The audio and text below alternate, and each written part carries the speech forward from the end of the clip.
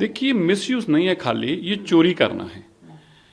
मुख्यमंत्री के दफ्तर से जैसे कोई सामान उठाकर ले जाए उसके बराबर है कि ये जो एक्स हैंडल है इसके ऊपर करोड़ों रुपया दिल्ली की सरकार का, देश के लोगों का लगा है, जिसमें ऐड चलाई गई है और उस ऐड के कारण ही उस पर 9 लाख कुछ फॉलोअर्स हैं। अब ये जो एक्स हैंडल सीएमओ का था, जो अब तक दिल्ली सरकार चलाती थी, जो सरकार के पैसे से चलता था, अचानक उसको उठाकर अरविंद केजरीवाल जी अपने नाम करा लेते हैं। ये कुछ इस तरह से है जैसे अरविंद केजरीवाल जी शीश महल अपने नाम लिखवा लेते। ये भी सरकारी हैंडल है और इस हैंडल के ऊपर, जैसे मैंने बताया, इस हैंडल को बनाने के लिए करोड़ों रुपया लगा है, क्योंकि उस पर ऐड चलाई गई, फॉलोअर्स के लिए ऐड चलाई गई। इसलिए अरविंद केजरीवाल जी ने सरकार की प्रॉपर्टी की चोरी की है। ये भी एक करप्शन का केस है जिसके ऊपर तुरंत कार्रवाई होनी चाहिए। देखिए, मिसयूज नहीं है, खाली ये चोरी करना है। मुख्यमंत्री के दफ्तर से जैसे कोई सामान उठाकर ले जाए उसके बराबर है, क्योंकि ये जो एक्स हैंडल है इसके ऊपर करोड़ों रुपया दिल्ली की सरकार का, देश के लोगों का लगा है, जिसमें ऐड चलाई गई है और उस ऐड के कारण ही उस पर 9 लाख कुछ फॉलोअर्स हैं। अब ये जो एक्स हैंडल सीएमओ का था, जो अब तक दिल्ली सरकार चलाती थी, जो सरकार के पैसे से चलता था, अचानक उसको उठाकर अरविंद केजरीवाल जी अपने नाम करा लेते हैं। ये कुछ इस तरह से है जैसे अरविंद केजरीवाल जी शीश महल अपने नाम लिखवा लेते। ये कुछ इस तरह से है कि अरविंद केजरीवाल जी अपना सरकारी दफ्तर अपने नाम करा लेते।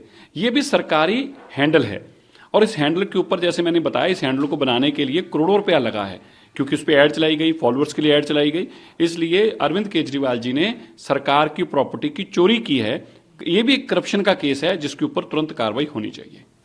यूनियन होम मिनिस्ट्री ने यहाँ पर सत्येंद्र जैन को लेकर जो केस है उसको आगे करने के लिए जो परमिशन मांगा है उसको कैसे देखते हैं? नहीं, वो तो मिलनी चाहिए, तो परमिशन, वो तो अक्यूज्ड हैं, कोर्टों से बेल बार बार रिजेक्ट हुई है, 2 साल बाद उनकी बेल मिली है, तो वो तो एक प्रोसेस है जो लीगली करना पड़ता है, इसलिए उसको करना भी मैंडेटरी है और करना भी पड़ेगा। एक सवाल, दिल्ली में आगे कब तक तय हो जाएगा सब कुछ? बिकॉज मोस्ट अवेटिंग है कि सीएम कौन होगा, सीएम फेस को लेकर। देखिए, अभी हमारी बैठक, अभी हमारे पर्यवेक्षक जल्दी तय हो जाएंगे और उसके बाद हमारी बैठक 1-2 दिन में हो जाएगी और तुरंत इस पर जल्दी ही आपको और दिल्ली के लोगों को ये सब जानकारी मिलेगी। भी कोई टाइम कुछ अभी तक? देखिए, मेरा ख्याल है कि देखिए 20 से पहले तो करना ही है, तो 17 को 18 को ऐसा लगभग होना चाहिए। जी, मैंने उसमें राहुल गांधी जी को चिट्ठी लिखकर कहा है कि आप, वैसे तो आप श्री दरबार साहब भी जाते हैं, सिखों के हितैषी होने की बात करते हैं, अच्छी बात है, लेकिन सज्जन कुमार जैसा कातिल जिसको 3री बार सजा हुई है, जो कन्विक्टेड है, अभी भी उम्र कैद काट रहे हैं, उसको अभी तक आपने, उसके या उसके परिवार को अभी तक पार्टी से बाहर नहीं किया।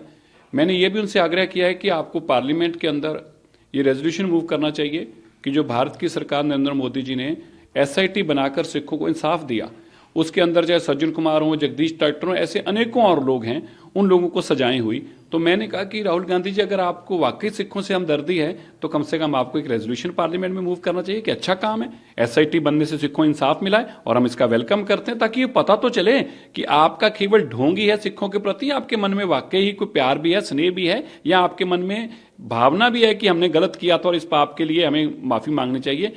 अभी तक राहुल गांधी जी का इस पर कोई जवाब आया नहीं है। उम्मीद कर रहे हैं इसका जवाब आएगा?